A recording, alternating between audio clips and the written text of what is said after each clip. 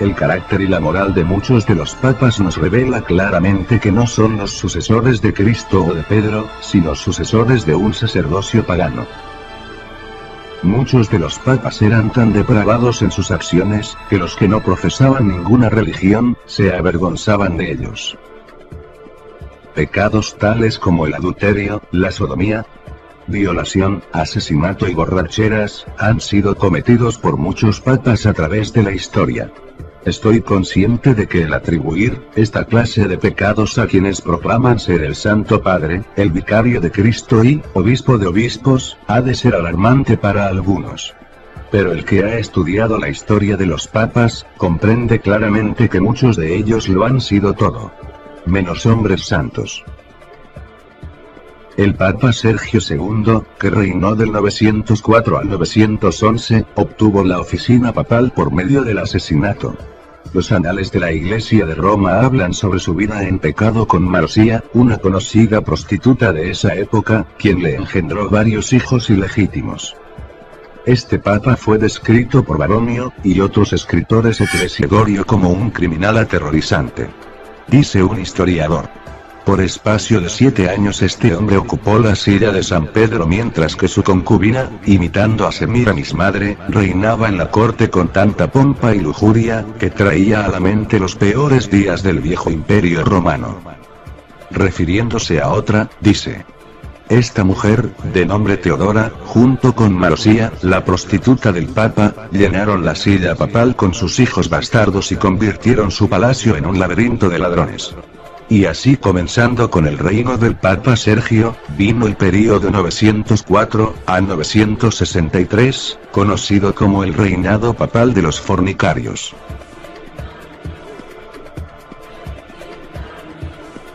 Teodora hizo papa a Juan X.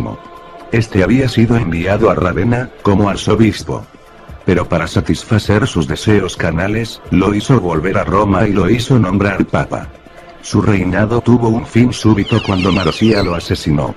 Marosía quería deshacerse de Juan X para, de esta manera, poder llevar a León IV al oficio papal. Su reinado fue muy breve, pues este también fue asesinado por Marosía cuando ésta se enteró de que León IV había tenido relaciones con una mujer más descarada que ella.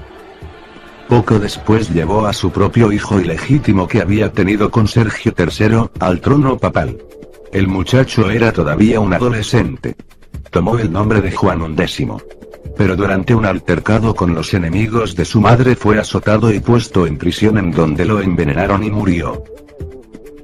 En el año 955 el nieto de la prostituta, después de varios encuentros sangrientos, pudo tomar posesión del trono pontificio bajo el nombre de Juan X. Este llegó a ser tan corrupto que los cardenales se vieron obligados a hacer cargos contra él. Este rehusó a presentarse para contestar a las acusaciones y en vez de esto, los amenazó con excomulgarlos a todos. Aún así le hallaron culpable de varios crímenes y pecados, incluyendo los siguientes: hizo prender fuego a varios edificios. Bebió un brindis dedicado al demonio. Jugó a los dados e invocó la ayuda de los demonios. Obtuvo dinero por medios ilícitos. Fue encontrado culpable de inmoralidad. Tan viles fueron sus acciones, que incluso el notable obispo católico romano de Cremorne, Louis Pran, dijo de él: ninguna mujer honesta se atrevía a salir en público, porque el Papa Juan no tenía respeto a mujeres solteras, casadas o viudas. Puesto que él faltaba al respeto aún a las tumbas de los santos apóstoles, Pedro y Pablo. Levantó la ira del pueblo al convertir el Palacio Laterano en una casa de prostitución pública y fue descrito por el Liber Pontificalis con las siguientes palabras: pasó toda su vida en adulterio. Finalmente, su vida terminó mientras cometía adulterio, ya que el furioso esposo de la mujer lo mató.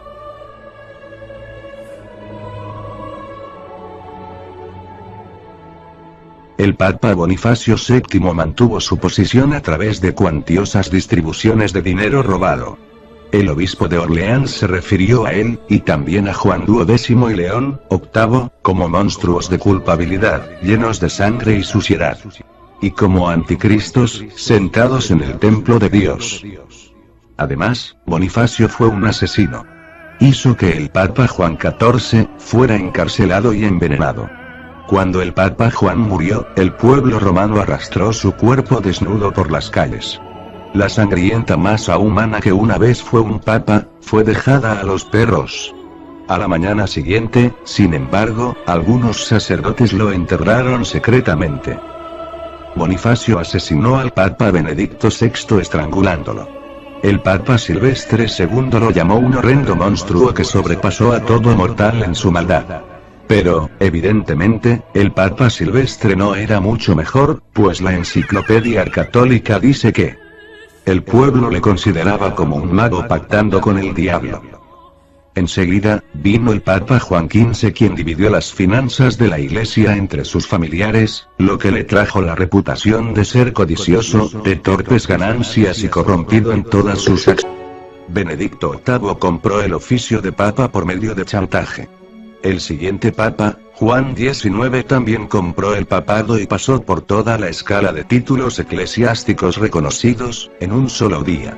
Después de esto Benedicto IX fue elegido Papa, siendo apenas un niño de 12 años, por medio de arreglos monetarios con las poderosas familias que manejaban a Roma. Este Papa niño creció en la maldad y cometió homicidios y adulterios a pleno día. Hizo robar a peregrinos en las catacumbas de los mártires. Fue un horrendo criminal a quien el pueblo desterró de Roma. Finalmente, la compra y venta del cargo papal se hizo tan común y la corrupción tan pronunciada, que los gobernantes seculares tuvieron que intervenir en el nombramiento de los papas. Enrique III, emperador de Alemania, eligió a Clemente II, que era un clérigo alejado de la corte papal porque ningún sacerdote romano pudo ser hallado limpio de corrupción, de simonía y de fornicación, declaró un historiador. Muchos de los papas fueron asesinos. Pero sin duda alguna, Inocencio III sobrepasó a todos sus predecesores en homicidios.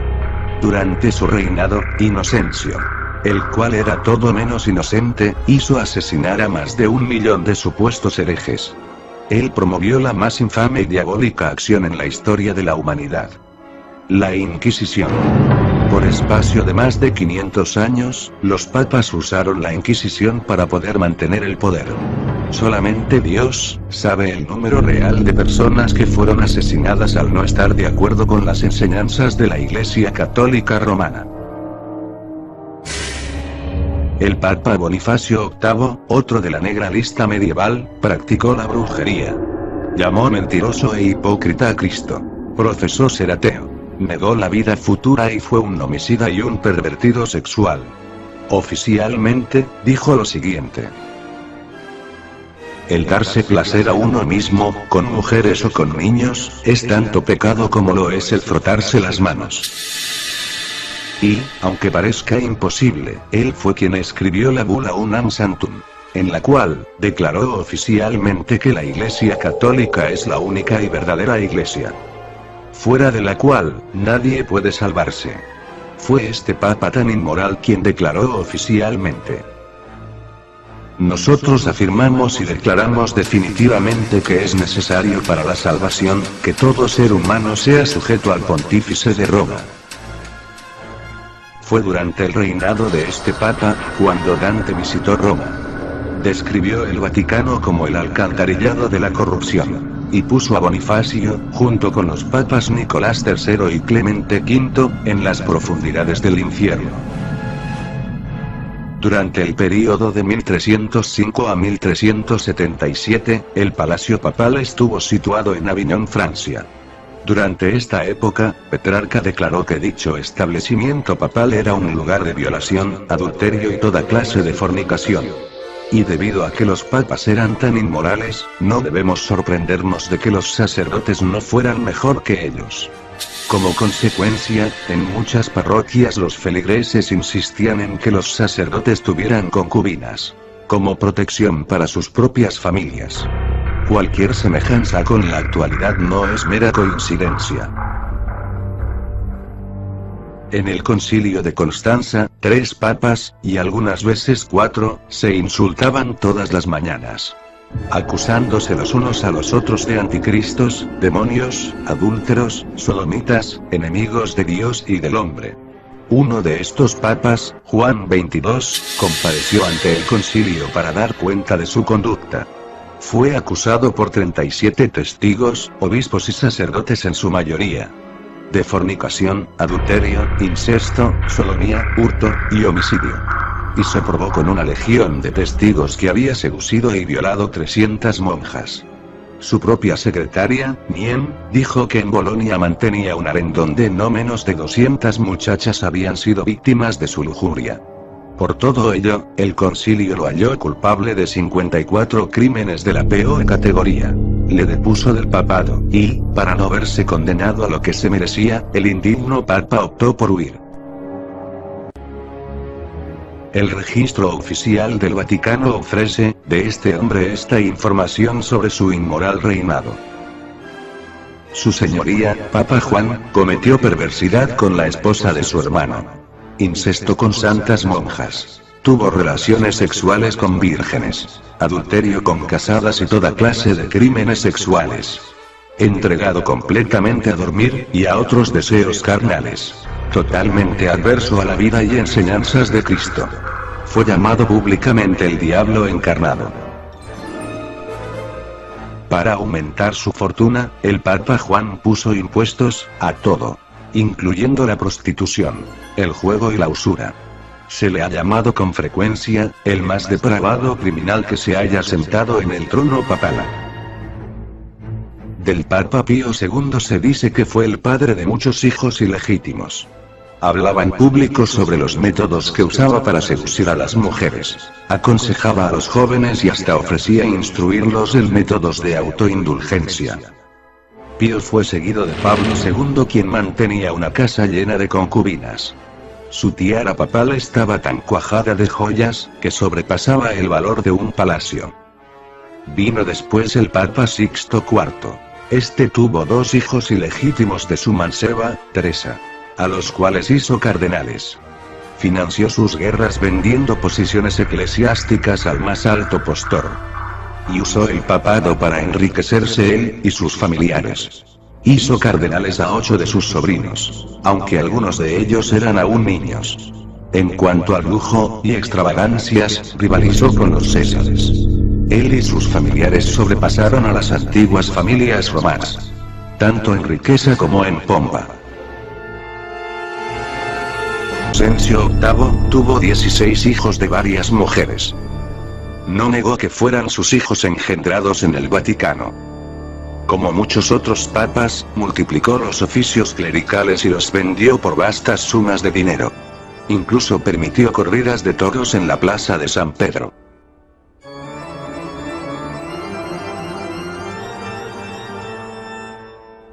Vino más tarde Rodrigo Borgia, quien tomó el nombre de Alejandro VI y ganó su elección al papado mediante chantajes con los cardenales.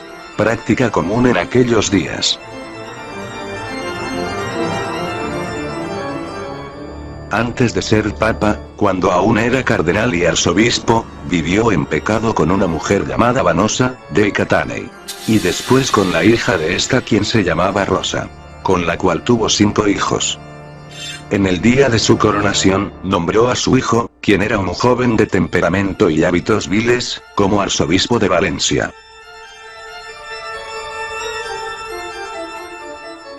Vivió en incesto público, con sus 2 hermanas y con su propia hija, y era el padre y amante de su hija Lucrecia, de quien se dice tuvo un hijo.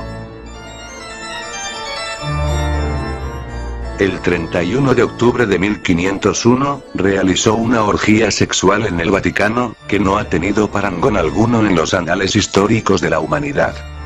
En cuanto al Papa Pablo III, incluso la revista de signo católico, Life, dijo que siendo cardenal había tenido 4 hijos y en el día de su coronación celebró el bautismo de sus 2 bisnietos.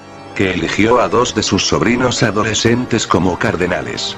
Realizó festivales con cantantes, bailarinas, bufones, y buscó ayuda de astrólogos.